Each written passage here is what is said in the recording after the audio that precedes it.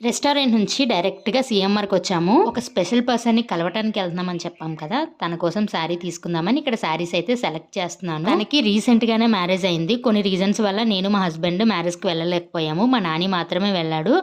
So, first time కొత్త పెళ్ళికూతురు దగ్గరికి వెళ్తున్నాం కదా అని చెప్పేసి ఒక శారీ తీసుకొని వెళ్ళాము.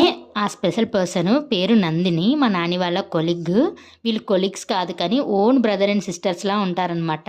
నానితో పాటు మా ఆయన్ని అలానే నన్ను కూడా అట్లే ట్రీట్ చేస్తది. మా ఆయన్ని కూడా ఓన్ బ్రదర్‌లానే ట్రీట్ చేస్తది. నన్నైతే వదిన వదిన అని చాలా ప్రేమగా మాట్లాడుతది. అండ్ చాలా టాక్టివ్ అనమాట నందిని. తనతో ఉంటే ఫుల్ టైం పాస్ అయిపోద్ది. అండ్ వాళ్ళ అత్తయ్య ఇంకా మంచివారు. మేము వెళ్ళగానే అసలు ఫుల్ మర్యాదలు చేస్తారు. ఫుల్‌గా తినేసి వెళ్ళినా కానీ స్వీట్స్, కూల్ డ్రింక్స్ ఇచ్చి తినే వరకు ఊరుకోలేదు.